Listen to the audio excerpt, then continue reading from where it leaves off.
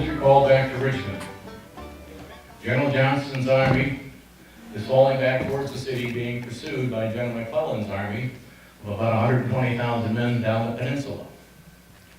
When I arrived back into Richmond, I went up into the church steeples to look out to see what was in front of the city. And all across the horizon, you could see nothing but the Federal Army. They were within 5 miles of the city. I sent a message to General Johnston that I am back. And if he needs any help, all he needs to do is ask for it. I am not here to take charge, but I'd be willing to give any assistance that I could. Well, I never heard any word from him. The Battle of Seven Pines was to begin on the 29th of May, but it was postponed today because General Huger had sent word that he was not ready. On the morning of the 30th, curiosity got the better part of me, and I decided to ride out to the battlefront. When I arrived, I ran into President Davis, as he was not receiving any word from General Johnston either. And as we were conversing on horseback, all of a sudden General Johnston rides up, gives his brief salutations, and then is off to the sound of the guns. Within a short period of time, about a half an hour or so, we received word that he was very seriously injured, quite possibly mortally. And as we turned our horses around and began to ride back into the city, President Davis leaned over to me and goes, "General Lee, the army is now yours." This was the moment I was waiting for. Now was the time my star was going to rise, and I would show the Southern people, and I would show the Southern press what type of general that I am. I have one philosophy of war, and that is to attack, attack, attack. Never fight for the same land twice, especially Virginia land.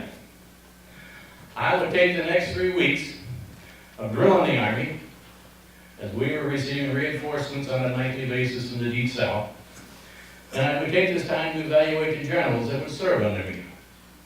General Longstreet, General E.P. Hill, General D.H. Hill, they'd all proven themselves in the Battle of Seven Pines. But General Magruder and General Huger would find no place in my army. I would have them quietly transferred to different theaters of the war, because it was reported to me that they had been drinking during the Battle of Seven Pines, and I will have no officer of mine who drinks during battle. I would prepare the army to assault General McClellan's army on the 25th of May. I had General Jackson brought up from the valley, and he was going to assault from the rear, and General A.P. Hill, who had our largest division, would assault from the front. Now, this would be the first time and the only time during the war that the two armies would be almost of equal strength. The Federal Army had approximately 110,000 men, and I had 95,000 men. General Jackson never attacked. No word came from him. General E.P. Hill was getting very nervous. He wasted 5 hours waiting for word for General Jackson to ignite his attack, but nothing happens. So he decides to attack on his own, and he suffers very heavy casualties, approximately 5,000. Now this would begin, Mechanicsville, would begin the 7 days battles. Now how it ever got this name, the 7 days battles, is beyond me, as there were only 5 battles over 6 days, but as you know, the newspapers don't seem to get much right anyway. The next battle that we would encounter him would be at Gaines's Mill. At Gaines's Mill, we would throw everything at him, all 95,000 men, and we would push him. And we would keep pushing him. But we still hadn't accomplished our goal. We'd next meet him at Savage Station, Fraser's Farm, and finally at Melbourne Hill. At Melbourne Hill, he had pulled his army up to the top of this hill where he was protected by the Union gunboats on the James River. And he would mass his artillery and his infantry at the top of this hill. And the only way that we could get at him is if we went after him. Now, our assaults were not coordinated. They were not well supported. But we did push him off the peninsula. The casualty rate were 20,000 for the Army of Northern Virginia, 17,000 for the Federals. total of 37,000 casualties at the 7 days battles. A few months earlier in Shiloh, Tennessee, there were 23,000 casualties. The numbers keep rising and rising because the armies keep getting bigger and bigger, and no one knows where it's going to end.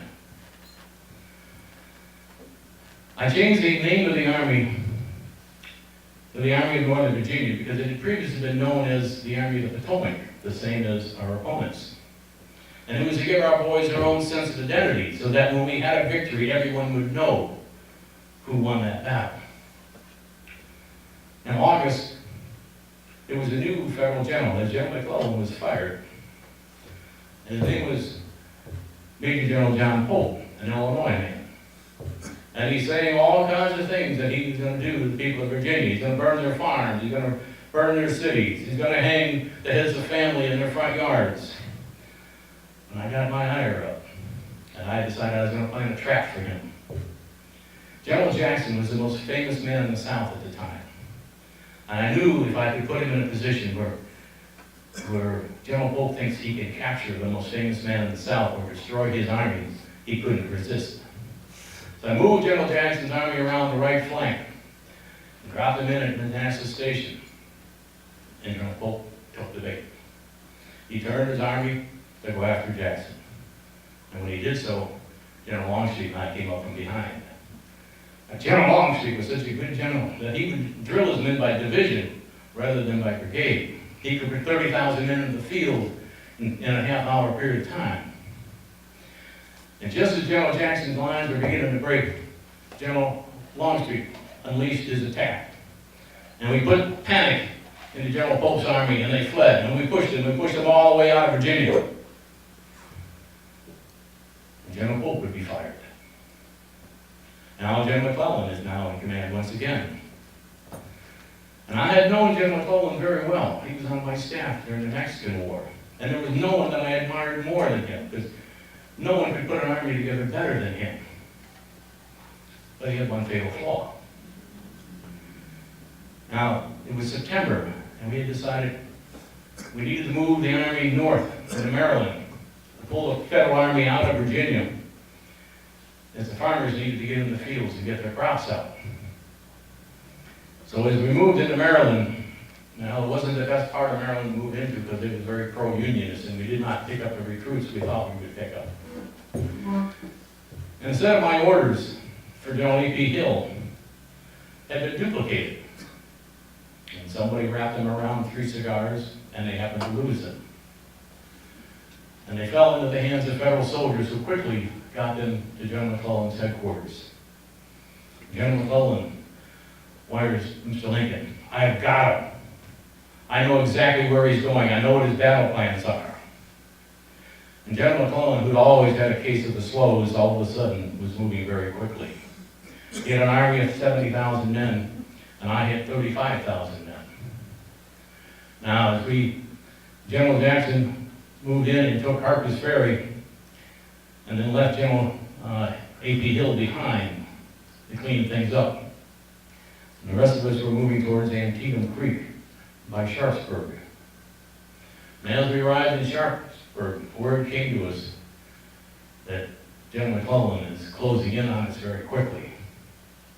So we took up a defensive position along Antietam Creek, and our Georgia boys had an area in front of what would become known as Burnside's Bridge.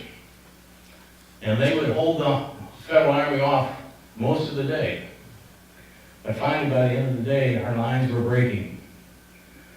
And I didn't have enough men to keep moving back one section to another. And just then, A.P. Hill arrives.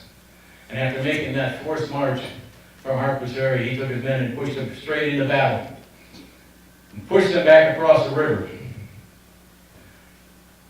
And the end of the day's fighting came to an end. Now, General McClellan, this is where his fatal flaw comes in. He rides out on the battlefield that night, and he sees all the dead and wounded laying on the battlefield, and screams of the wounded, and the dead and dying horses, and the upturned caissons, and turned over wagons, and tipped over artillery pieces. He couldn't bear to see the destruction of his army. That was his final flaw. To be a commanding general, you must be willing to sacrifice the one thing in life that means more to you than anything, and that is your army. I would wait 24 hours for him to reignite that attack, and nothing happened. So we quietly redeployed back into Virginia. December, after General McClellan is fired once again, and it must have been very difficult to be a commanding general under Mr. Lincoln, because if you didn't win a battle, he had no confidence in you and he would fire you. Well, now there's a new federal general, General Burnside. Well, General Burnside had a very good battle plan. He brought his men up towards Fredericksburg, and he's going to put pontoon bridges across the river, attack the city, and once he takes control of the city, move on to Richmond. Problem was, he got there 2 weeks ahead of his pontoon bridges, which allowed me those 2 weeks to reconcentrate my army. Brought General Jackson from the Valley, brought General Longstreet up. General Stewart had time to consolidate his cavalry forces. And outside of the city of Fredericksburg, there's this long hill, about a mile outside the city. And on the top of that hill, there's a stone wall about 4 feet high. And I would concentrate the troops, I would put them 4 deep at that wall. And I had the army, the artillery, or the ammunition wagons and the commissary wagons backed up to that wall. So the men didn't have to go anywhere for ammunition or for food. And the man at the wall could fire, and he'd take his weapon, pass it to the man behind him. In the meantime, they're passing him up a loaded weapon. So we could put concentrated fire down on that field. And Colonel Longstreet said, I don't believe a chicken did even live on that field. No man will get within 50 yards of his wall. He was pretty accurate. No man did. It was on the 13th of December of 1862. And those men would lay out on that field all night long in the snow. You could hear the cries of the wounded. And if anybody tried to come to their assistance, the snipers would shoot them down. On the 14th of December, they tried to reignite their attacks, but they were uncoordinated. They were piecemeal, and it was just murder out on that field. So they decided to pull their army back, cross the river, pull up their pontoon bridges, and head back towards Washington. And General Burnside would be fired. This would complete the campaign season of 1862. There's no telling what is going to happen in 1863, but then again, that's a story for another day. Let me introduce you to Major General George Armstrong Custer.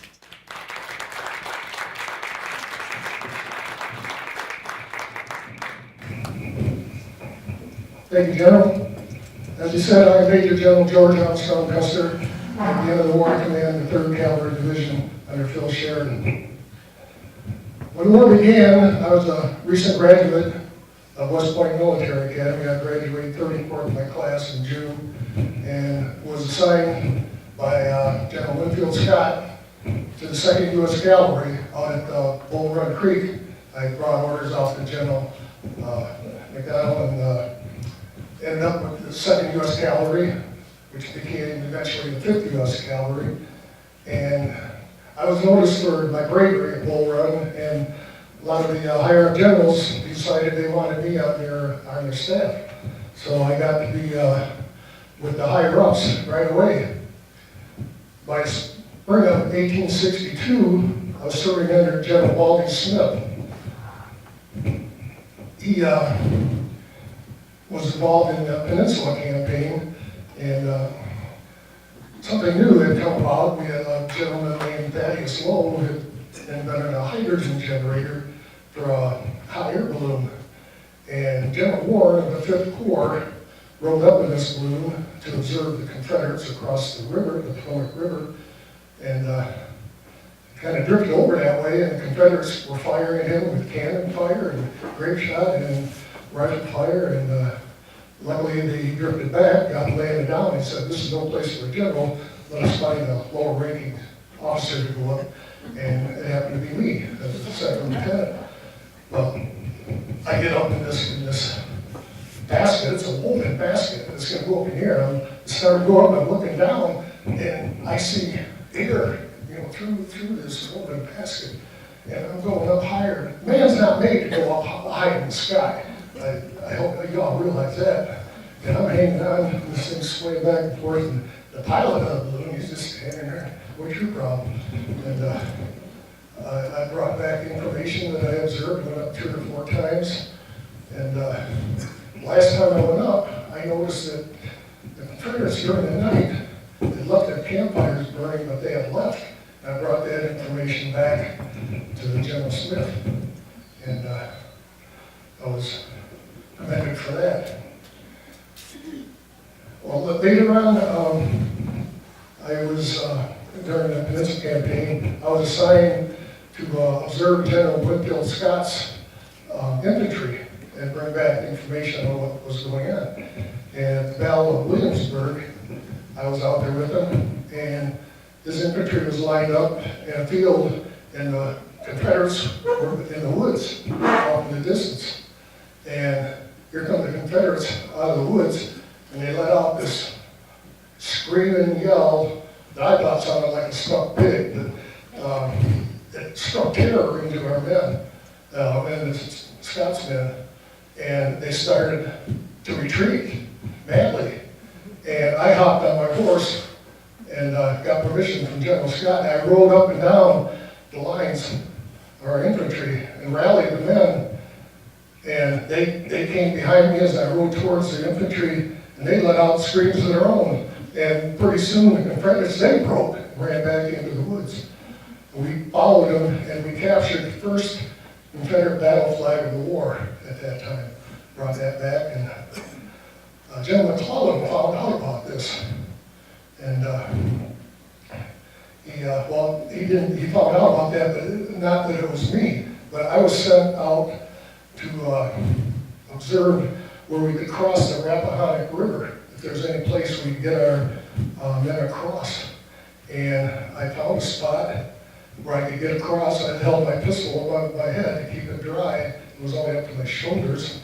I got to the other side and snuck through the brush and found out where the Confederate infantry was located.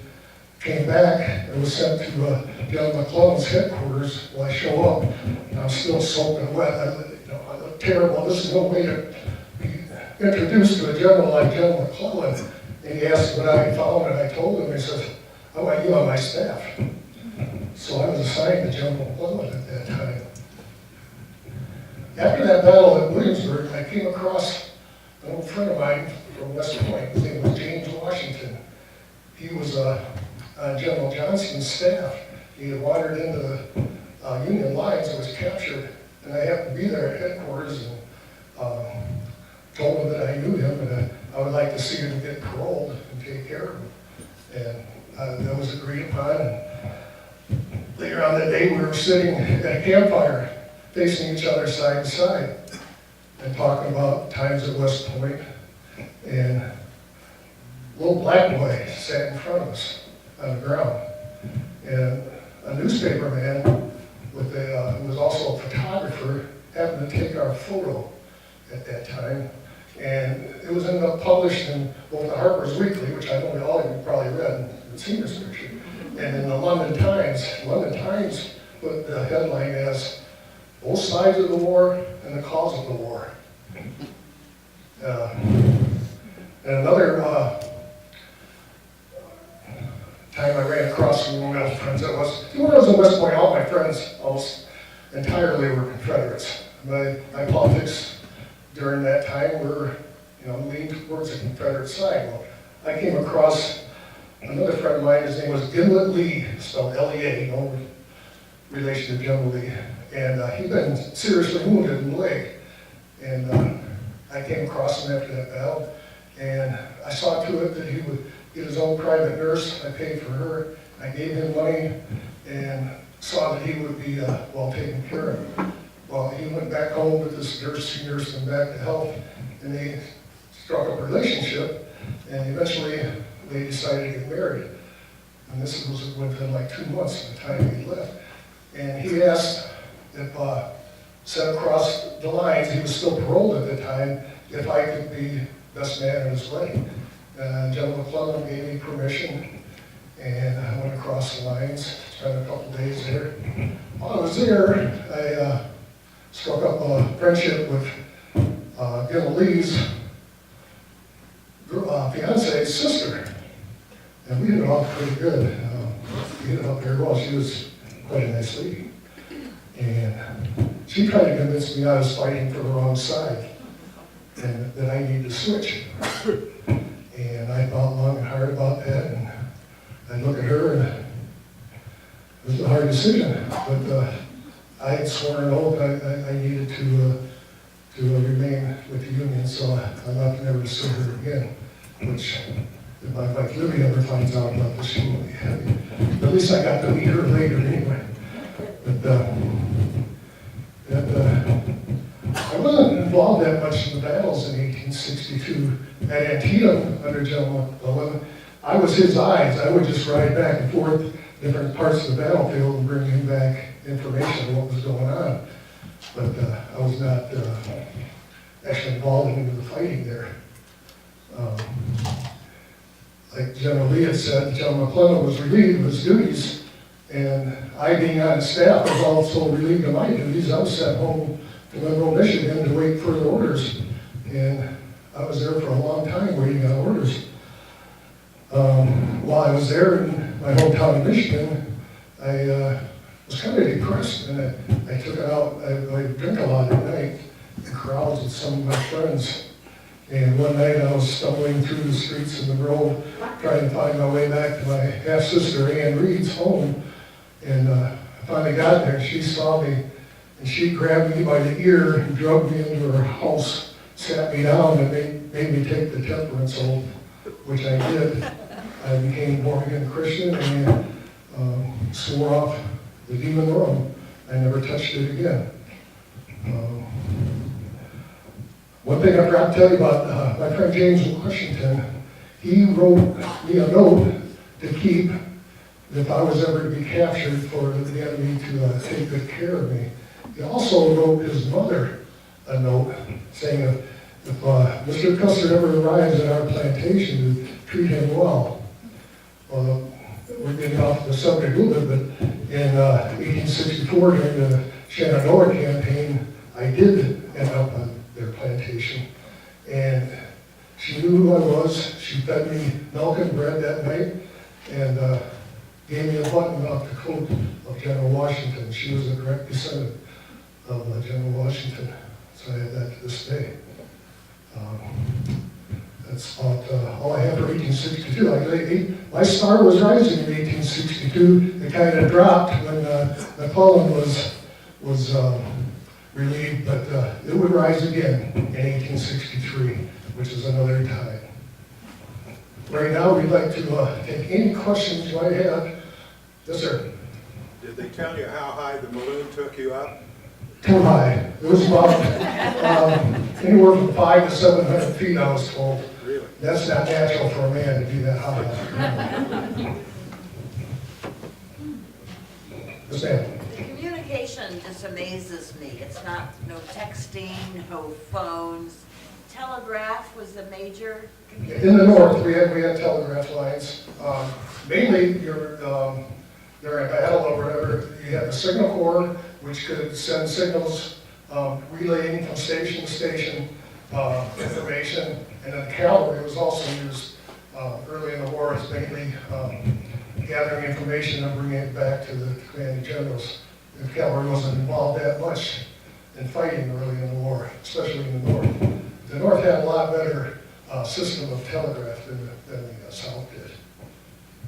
I guess it would seem like it would take days for decisions, a decision made here to get that decision over there. Well, there were a lot of lost opportunities simply because the lack of communication. Time and time again, battles could have been won if communication had been a little bit better. If you just answered your text, you would have gotten it.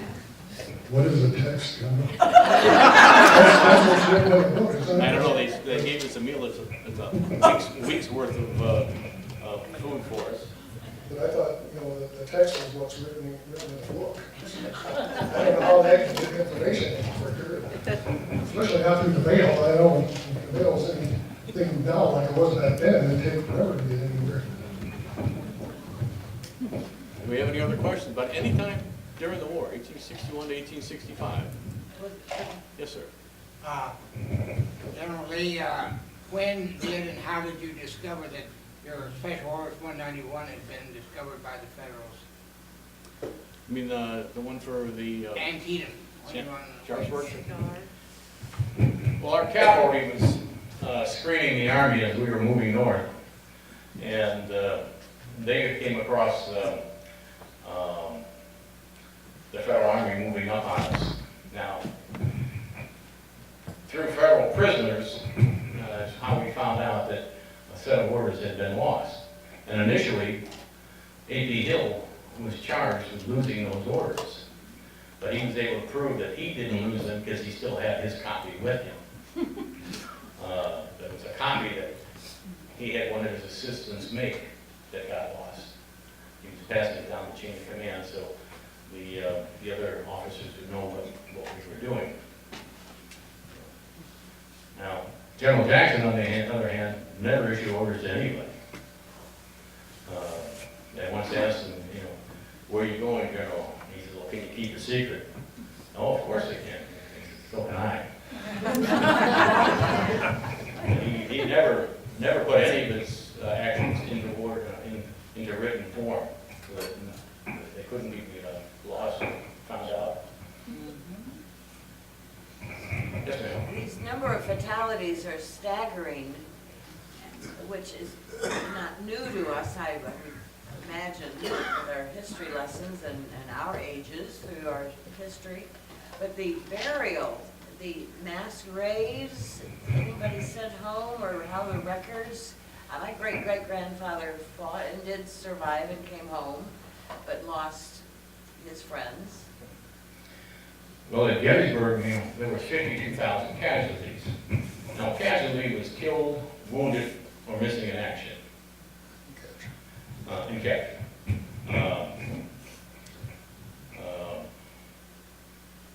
The city of Gettysburg, they had to make over 6,000 burials, with 6,000 killed.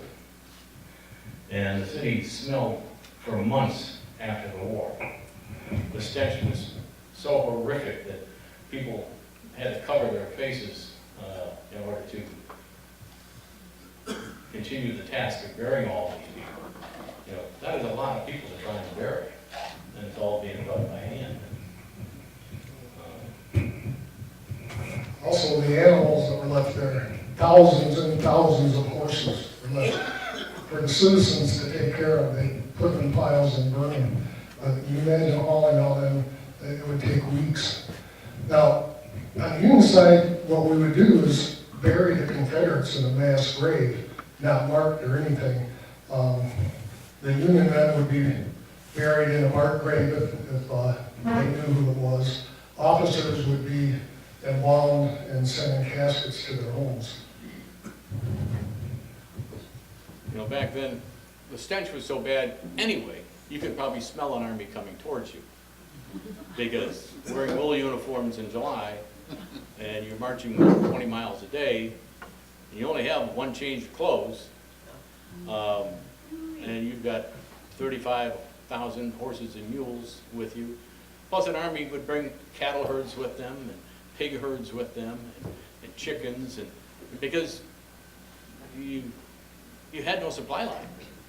So you had to bring your live food with you on the march. So you had, teamsters driving the wagons and keeping everybody together. The stench of an army coming towards you had to be horrific because you have 70,000 men. Generally, wasn't your ambulance train almost 30-some miles long when you left Gettysburg? When we left Gettysburg, our ambulance train stretched for 20 miles. Our forage train stretched for 80 miles. Because we were foraging throughout the entire battle the whole time, 30 miles outside the city.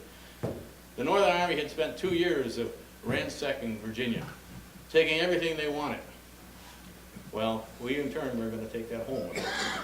We took wagons, buggies, carriages, horses, mules, pigs, cows, canvas, nails, tar, anything we could carry, we took back with us. That's why the forage trains stretch for 80 miles.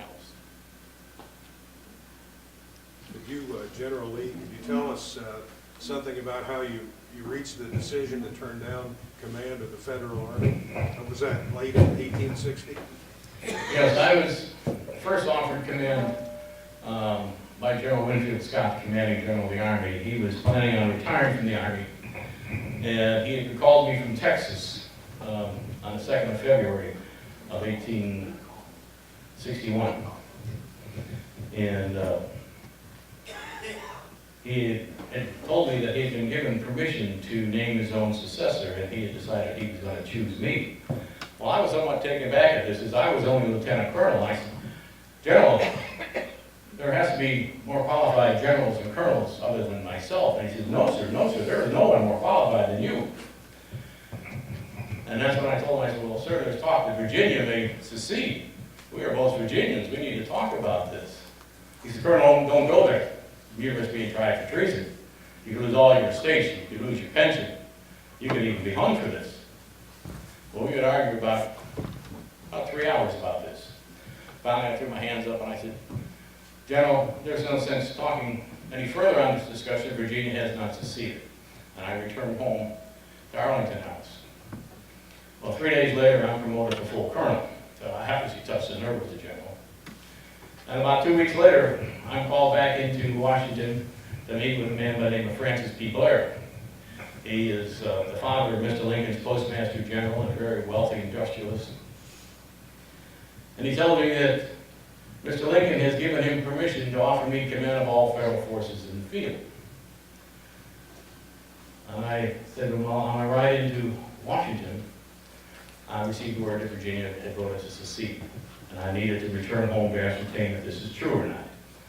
He said, sir, I need an answer, and I need it quickly. Well, I assured him I'd get him his answer as quickly as I could. I went home and I walked the gardens all afternoon, the hallways all night long. And when I came down in the morning, I said to my wife, be prepared to have your world turned upside down. I had written 2 letters, one to General Scott, thanking him for his friendship over a 32-year career. But I had to decline his offer. And I had written a letter to Mr. Blair, thanking him for the offer of a lifetime, as every soldier worth his salt wants to move up in rank. But I had to decline his offer. And there were those who would call me a traitor, but in my heart, I was not a traitor. You see, when I graduated in West Point in 1829, we swore allegiance to our native state, not to the United States. And I took that oath of allegiance as seriously as the oath that I took when I married my wife, Mary, that I would love her to the day I died. I would love Virginia to the day I died. And that is why I declined to offer to command the Federal Army. Yes, sir. To the victor go the spoils, they say. After the battles were over, and you have all the dead lying around, who gets all the armament laying on the ground? Who gets the horses and mules and things like that?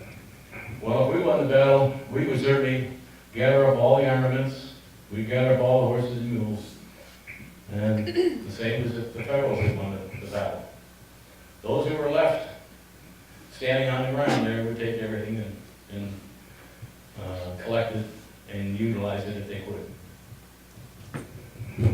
Most of what the Confederates left on the field, we didn't want anyway. We just destroyed it because it wasn't up to our standards. They were using older smoothbore muskets a lot of the times. Their cannons weren't as good as ours. They were mostly using Napoleon cannons, smoothbores, and we graduated to the rifle cannons and I can't think of it right now. What was the one made in West Point? Parrott rifle and things of that nature, which were much more accurate and more deadly. So, I mean, most of the stuff they left, we would just destroy. Anything good, we would keep.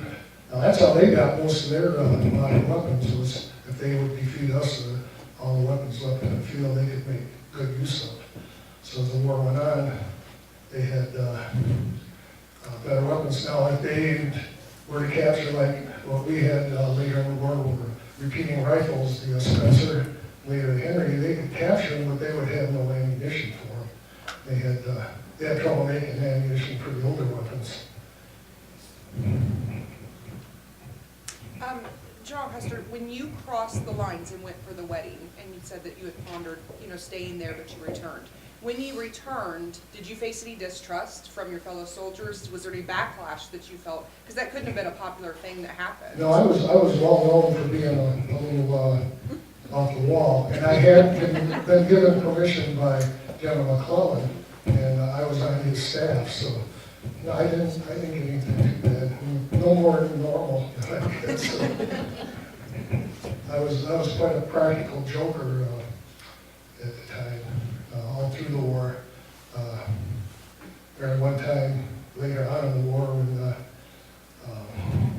as a general, I captured General Rosser's baggage wagon, and I wore his big coat in the camp, and I went into General Street, I believe his name was, and woke him up. And I said, "You are my prisoner." And he thought I was a Confederate general. And then he hears all the guys outside snickering and everything. "That's you, isn't it, Custer?" It was common for all of us to have friends on the other side. So there was some consideration for that. General Grant's best friend prior to the war was General Longstreet. General Longstreet was married to General Grant's cousin. What was the ratio on the officers, all graduates from West Point? What was the ratio on side to side? I think Yes. we had 246 officers that were graduated from military academies, but that not only included West Point Military Academy, Virginia Military Institute, and the Citadel. We had about 300 so. So you guys all knew more or less Yeah. of each other, if I'd not say- personally? 2/3 of my friends were Confederates, throughout the, of course, there not that many, at the time. There was only 34 graduated in my class, which I graduated 34. During the Mexican War, General Meade and General McClellan were both on my staff. And that's why I knew them so well. But they also knew me too. And General Meade was the only one that ever took that into consideration at the Battle of Gettysburg. General Longstreet was wanting me to fall into a defensive position, but I knew that we had no supply line. And you have 70,000 men and 35,000 horses and mules, you will eat up everything around you real quickly. Plus it was over 100 degrees every day, and Gettysburg has a very shallow water table. So we couldn't fall into a defensive position. I knew that General Meade was a very cautious man, and he would not attack us until he had numerical superiority. If we fell into a defensive position, all he would have to do was encircle us and just wait. So an army that's in foreign territory, it has to keep moving forward. It cannot fall into defensive position. It has to keep moving forward. Otherwise, you're going to run out of food, you're going to run out of water, and these things are very necessary for the men to go into battle. Now I graduated 34th in my class. What did they call a man that graduated 34th in my class?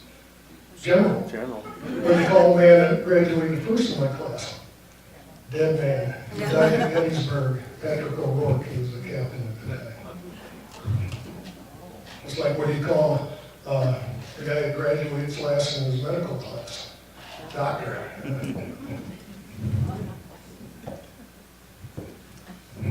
Keep them coming. Any further questions? We can go on for hours.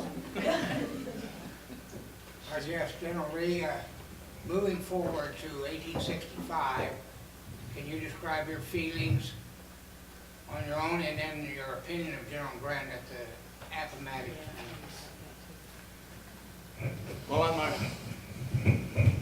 my ride into Appomattox, there's one thought that's going through my mind. I'm going to be arrested, I'm going to be tried for treason, and I'm going to be hung. That was what was being expected. And I had no idea what was going to happen to the men in my army. When I walked out of McLean House, I was stunned that the terms of surrender were so liberal, and that General Grant would offer such terms after the 10 months of siege in Petersburg. He was extremely gracious. In our conversation in the beginning, he tried to make it very light. He had both fought in the Mexican War. He tried to bring up instances from the Mexican War about how pretty the ladies were down there and what a beautiful country it was. He tried to put me at ease. I wasn't ready to be put at ease at that point. I wanted it over with. But he was a very gracious man, and I certainly appreciated it. Now, the ride back into Richmond was a different story because the thoughts flooding my mind as I rode back, it's like, how could I have allowed this to happen to the Army of Northern Virginia? I was so mad at myself I could barely live within my own skin. I'm flooded with memories of the men that fought under me, and General Jackson, the best officer that I had ever served with, and General Stewart, my son's best friend at West Point, who'd come to our house on Sundays for dinner and flirt with my daughters.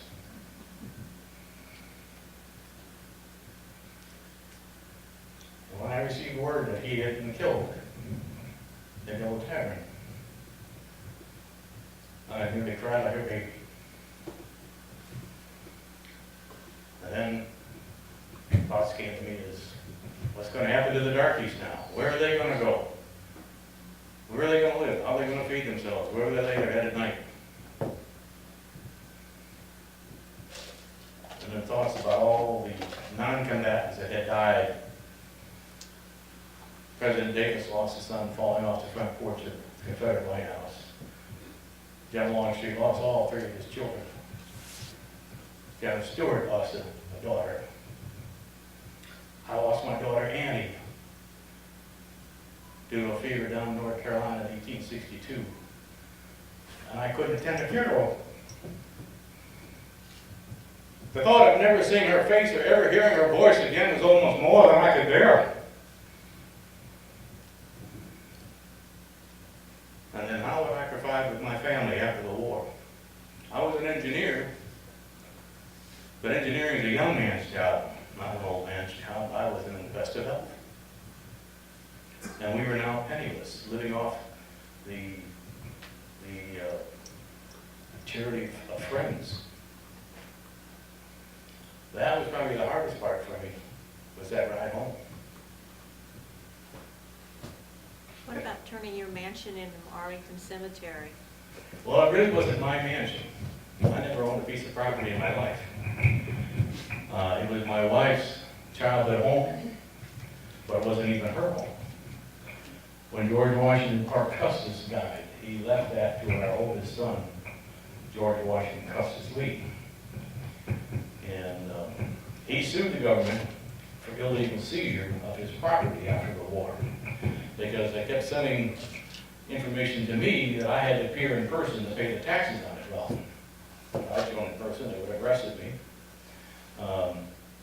It wasn't my property. They had to send it to him. And he won it in court. And then he donated to the National Military Cemetery.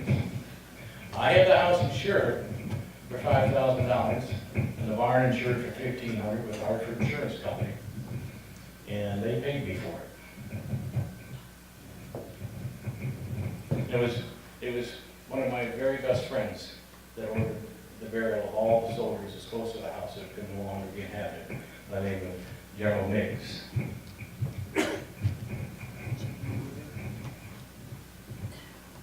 Google, General Lee, you were born 1839, or Custer. General Lee, when were you born? I was born in 1807. January 19th, 1807. Oh my. Graduated at West Point, 1829. So there's a big age difference? Oh, yes, yes. Oh. He had been tied down at West Point shortly before I went there. Yeah, okay.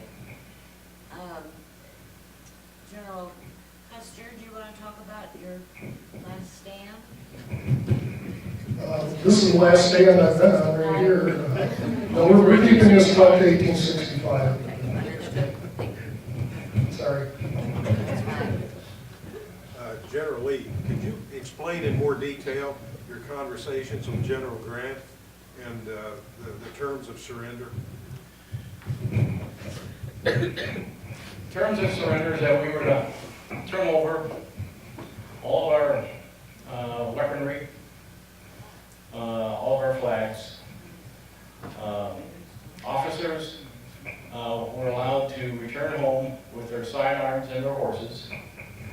I brought up something to him that he wasn't aware of. I mentioned to him that our cavalry and artillery was made up differently than that of the United States Army, that our men owned their own horses and mules. I wished to find out whether they were allowed to take their horses and mules home with them, being that spring planting season was going to be coming up soon. He refused to change the terms of the agreement, but any of the men that would claim to the parole officer that they owned a horse or a mule would be allowed to take it home with them. And then I also explained to him that I had over 10,000 federal prisoners that I hadn't been able to feed because I could barely feed my own army. And that's when he contacted General Custer to see if there were any rations available, and he sent 25,000 rations through the lines to feed the men. The rations we sent them were their very own rations that had been sent up from Richmond, and my men had captured the train before it got to his starving men, so we just gave them their own rations at that time. Now, the horse deal, the night before General Lee actually surrendered, I had 5 or 6 of my friends from the South spent the night in my tent. We knew they were going to surrender the next day, and they had deeded over their horses to me because they didn't want to lose them, and in the future I could return them to them. So they were quite happy when I gave them the news that they would be able to keep their animals anyway. So General Grant wasn't too happy when he found out what I did, but I smoothed things over with him. Mostly through General Sheridan. I was well liked by General Sheridan. Sheridan actually took the desk that the surrender had been signed on and gave it to me to give to my wife Libby, and I rode off with that desk. General Sheridan and my wife Libby's father had been friends. Judge Bacon was his name. And, One of the term and conditions would all the men would be allowed to return home until exchange, as long as they no longer took up arms against the federal government. Yes, sir. Can General Custer give us any details about being given the credit for saving the Federal Army at Gettysburg? gosh, how much time do we have here? Maybe General Lee would like to comment on that.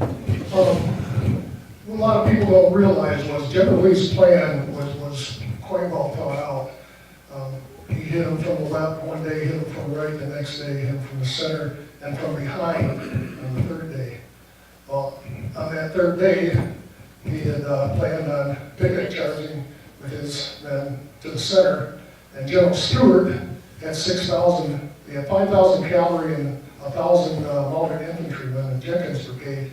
They were to come from behind. There was a road behind the fishhook, and they would come behind and go through the ammunition wagons of the Union and meet up with General Pickett. Well, I was at the East Cavalry Field. I'd been detached to General Gregg's division from General Kilpatrick, my division commander. I was brigade commander of the 2nd Brigade. And throughout the day, we'd done some little skirmishing with some of General Stewart's men, but things had slowed down, so I was told to report back to General Kilpatrick with my men. As we were riding out, General Stewart was coming out with Wade Hampton's brigade leading them, and they were going to come out and go behind. General Gregg sent a runner to me to bring my brigade back, and we got back to the field. I had just the 1st Regiment with me, and I led them on an attack right straight in the center of the Confederates. And what we did, with the few men we had, we were outnumbered about 7-1. We hit them in the center, and it was like driving like a wedge. And in the meantime, my 5th and 6th, armed with the Spencer repeating rifles, were starting to hit them from the sides. We had a New York regiment and a New Hampshire regiment mounted and started hitting them from the sides. And with his large unit, his 6,000 men, he couldn't turn them as fast as our smaller units could move back and forth and hit him. So the battle was fought to a draw, but he was stopped. He never got around to meet up with General Pickett. And I didn't take the credit for it, but I was given the credit for it. Because I don't know if anybody else there would have led the charge like that. That was 50 yards ahead of my men. And when we hit the center of Stewart's men, the horses and men flew through the air. And the crashing sound, you never heard a sound like it. Men were getting trampled, and more men died by getting trampled by the horses than were actually shot. In a cavalry battle, you use your pistol, you fire your 6 shots, and then you draw your saber. In a saber battle, you're not trying to stab your opponent. You're trying to hit him across the shoulder, knock him off his horse. And the horses would take care of him after that. They'd get trampled. So it was an exciting time for me. I once wrote to my half-sister Ann Reed, I said, I love it, I love what I'm doing, I would hope to see a battle every day of my life. And not to see the men dying, but to see the pageantry of seeing 6,000 horses on each side coming at each other. That's what I was trying to convey by wanting to see a battle every day. It was just something you would never see. But no, I never enjoyed the men dying. That was one of the saddest things. I hate to see any of my men get killed. You mentioned General Pickett. I think I remember reading one time that General Pickett never forgave General Lee for General Lee's having, as General Pickett saw it, sent his men to be annihilated in Pickett's charge. General Lee never caught that? Well, one thing that we said about General Pickett, I never liked the man. He never liked me either. Anytime I would tell him to do something, he would do exactly the opposite. But at Pickett's charge, his feelings should be redirected towards his commanding general, General Longstreet. See, when I rode into General Longstreet's camp at 4 o'clock in that morning, General Longstreet's moving the army to the right against my orders, and I made him turn it around. He wanted to go around the round tops, but the Federals had artillery on the round tops now. And General Ewell's army would have been destroyed, and he had the majority of our artillery. I had given General Longstreet 2 divisions of A.P. Hill's Corps, along with one of his own, General Pickett's division, to make that assault on that 3rd day. And they were to begin the assault at dawn as soon as they heard General Ewell's guns open up. As dawn came and went, and nothing happened. And General Longstreet's response was that he wasn't ready yet. Now, at dawn, the center of that line was only defended by about 5,200 men, and I was sending 12,500 against that line. More than enough to break that. He was given orders to advance at 10 o'clock. Nothing happened. His response again was he wasn't ready. He was given orders once again to advance at 1 o'clock, and nothing happened. And that's when the artillery barrage was beginning. He didn't advance until 3 o'clock in the afternoon, and the Federals had all day long to see what we were planning, and they closed in the center of that line. And when our boys got out on that field and they crossed that wall, they turned around to look for their support. There was no support coming behind them. He was to use his other 2 divisions as a follow-up to the initial assault. General A.P. Hill had 4 brigades that he never asked for, and General Hill didn't offer them. But General Longstreet never asked for them. And less than half of our men made it back across that field. Now, I had given the orders, but General Longstreet refused to follow those orders. Now, how did I destroy General Pickett's division? Well, I didn't say you did, I just read the General Pickett. I'm not blaming you, sir. But that is what happened. Thank you. Yes, sir. Could you explain how your naval forces were doing during the whole Civil War? Well, my brother was a captain in the Confederate Navy. But I really can't explain a whole lot about that because I was not involved with the Navy. I know the CSS Alabama was the last one to surrender. And the use of the naval submarine. Hudson? Yeah. Johnson? Right. They were quite ingenious, but I wasn't involved with them, so I really can't talk for the Navy. Yes, sir. As both sides approached Appomattox, did you on the Confederate side and on the Union side know if Lincoln had already put in place an absolute prohibition against trials for treason? No, we didn't know. We didn't know that. Federals may have known it, but we didn't know it. No, it hadn't got to us yet. Yes, sir. Can you describe the colorful character of Jeb Stuart, your relationship with him and your supposed anger at his absence on the eve of Gettysburg? Well, Jeb Stuart was the finest cavalry officer I had ever met. He was a man that never brought me any bad information. I was commandant at West Point when he was a student there. As I said, he was my son's best friend. He was like having a fourth son. But at Gettysburg, his absence is what concerned me. He was to be screening the Army, General Ewell's Army, as we were coming north. And he, in his overzealousness to forage for the Army, he allowed the Federal Army to get between him and us. And every time he tried coming back to us, he kept running into the Federal Army. And it wasn't until after he burned Carlisle Barracks that he was finally able to get around and get back to us. General Longstreet wanted a court-martial because we had no idea what was in front of us. We had no idea how many men General Meade had. We didn't know the full extent of his lines. And that was it. That was his job. We had cavalry with us, but they were the cavalry that protected wagon trains and such. They were not the scouting cavalry that General Stuart was in charge of. Stuart ran into us at Hanover on the 1st, and we had a fairly good-sized battle there.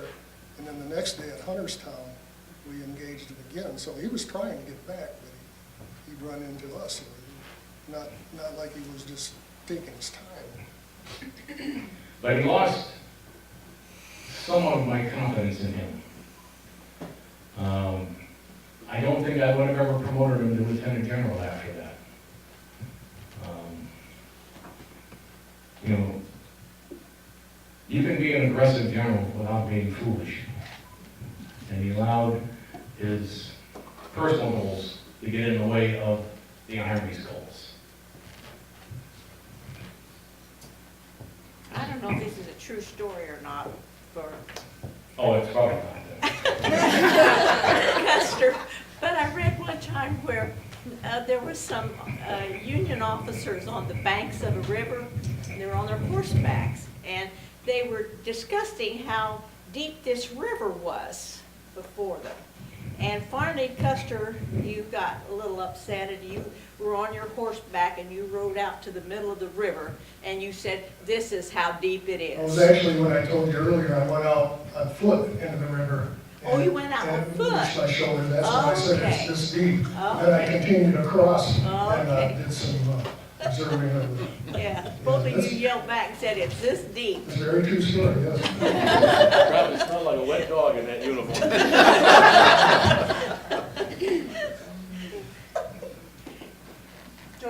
believe I read once the Battle of Culpeper, did it happen during this time, and were you injured? Culpeper Courthouse, that's the only time I was injured during the war. I was charging Stewart's artillery, and a round went off in front of me, killed my horse, and I got hit in the leg. And I rode back to General Pleasanton, and I said, I believe they ruined my boots, sir. I think I need 30 days off. And he gave me the time off, which I went back to Michigan and proposed to my wife at that time. That was my only actual wound, or I got on a horse quite a few times and had some bruises and stuff. I had 13 horses shot out from under me in the war. But, horse is a bigger target than a man. That's one advantage when you're in the cavalry. A horse is more likely to get hit than you are from a distance. So either of you or your, well, you and your troops at Chickamauga are in western Tennessee area, or No. mainly I was the down in Tennessee. southeastern? Yeah, that's Army of Potomac. We were both Eastern Theater. In a way, were you sort of like General George Patton? You were working with the men instead of cowering behind lines? Very, very much so. I don't know who General Patton is, but yes, I was always in front. There were a lot of generals that, like you said, would cower behind the lines. Most of the officers early in the war on the Union side were men that had been, there was political appointments. All the colonels, they had money and they had influence with the governor. The governor of the state would appoint them as commander of regiments. I sued the governor of Michigan, Governor Blaine, that for the just to be colonel of one regiment of the 2nd Brigade, and I was turned down because they didn't want to put me over these older men, and I got the last laugh on that when I became the general of the whole brigade. Brigadier generals and major generals would be the generals that would go into battle. Lieutenant generals and full generals, such as myself and General Grant was not even a full general, he was just lieutenant general, did not generally go into battle. I tried to lead the charge at 2nd Manassas, but the Texas boys wouldn't allow me. We needed to go to the rear.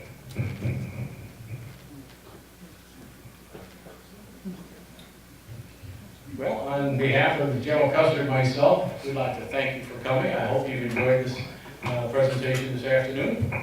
And if you have any other further questions you want to talk to us afterwards, please feel free to talk to us.